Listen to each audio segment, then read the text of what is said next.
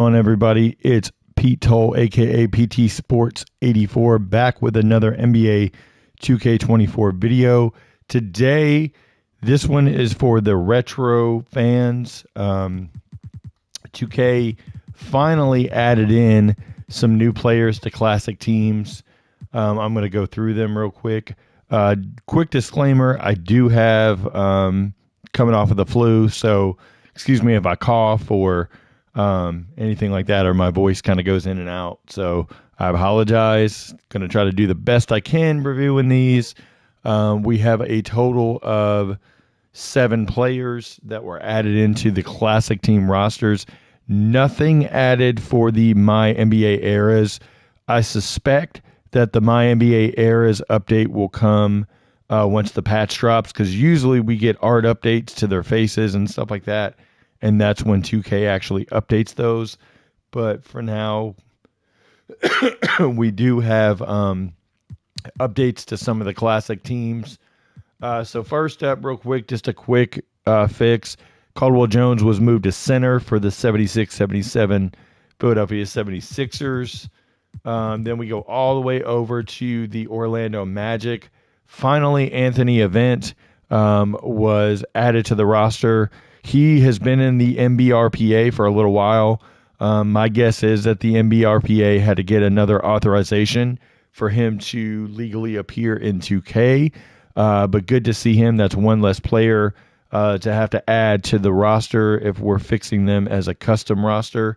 Brooks Thompson and Gert Hammock would be the other two that would need to be added to the roster to complete the 94-95 Orlando Magic. Next up, we have Rusty LaRue on the 97-98 Chicago Bulls. That completes one extra player. That means that Keith Booth is the only missing player on this roster. Rusty LaRue should also go in the free agent pool on the Kobe Bryant era as well, because he played in the 01-02 season but then was out for 02-03 and then back for 03-04. So that would make the most sense for that one. Next up, we have Rick Brunson added to the New York Knicks for the 98-99 season. Good to see Rick Brunson here. Rick Brunson would also be added to the 02-03 Chicago Bulls in the Kobe era as well. So I'll mark that in my feedback notes to send along to 2K in the hopes that that can hopefully be rectified there. So we'll see what happens.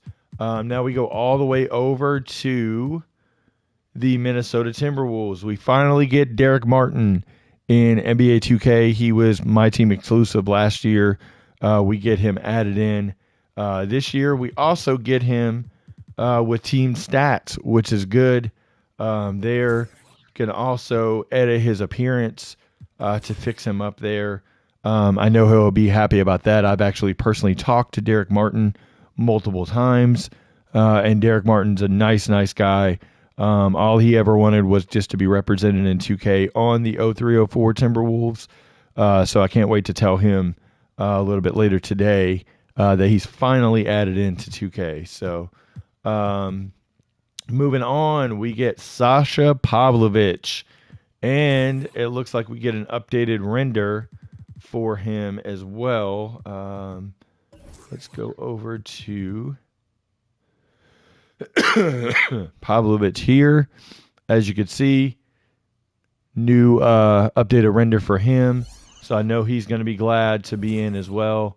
Looks like we got tattoos on him also. So good to see that. Good to see Pavlovich in. Pavlovich does not come with the team stats, unfortunately. But he does have his correct draft and info there at least. So that's a plus. Pavlovich was another one that was a really nice guy. And trying to get him in the game was very, very simple. He was happy to do it, and glad to have him in.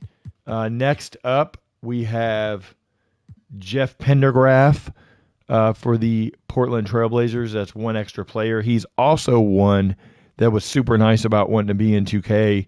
Basically got in touch with the MBRPA right away. Just took a little while to get him in the game, but here he is. He is also represented on the 2013-2014 San Antonio Spurs. He had a legal name change to Jeff Ayers, but it is the same player. So glad to see, like I said, him here and get him in the game. And then one last player they added. They already had him in the game, but they added him to the roster to fill out the sparse roster for the 12-13 Grizzlies. It's Dante Green. Dante Green never really played officially for the Grizzlies, but he was signed on the last day of the season, carried through to the playoffs, but never was active. But technically on paper, he was on the roster. So they added him here. Hopefully in the future we'll get more players added to this roster as they can fill it out and get more players willing to sign on to the game. So that's it for the classic team players. Obviously, not earth-shattering names or anything like that, but definitely an improvement from where we were. We all wanted an update, and now we just need to get some of those players added into the MyNBA eras, and then we'll be good to go. Hopefully some other players as well into the era stuff. Just side note, I reach out to tons of players all the time. Players sign on left and right, and then it just takes a while to get paperwork authorized and stuff like that. So hopefully at some point we'll see them in the eras. I'm happy with where we are with the classic teams, just based on it's hard to get older generation players. Anything from the 90s, the 80s, the 70s, and even the 60s is very, very difficult to get them on because either they're very elderly at this point or they passed away and their estates are very hard to get everything handled in a timely manner. Anything from like the mid 2000s all the way up to the 2018-2019 Raptors is easier. It's just a matter of getting those players to actually push forward and sign, because they'll say, oh yeah, I want to be in, but then they never sign the actual paperwork that's sent. So hopefully, like I said, we can get more players.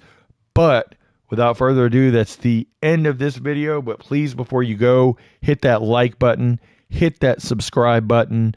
I'm going to have another video out in about 15 minutes or so highlighting today's ratings update for the current teams. But I wanted to go ahead and highlight the retro classic team additions first.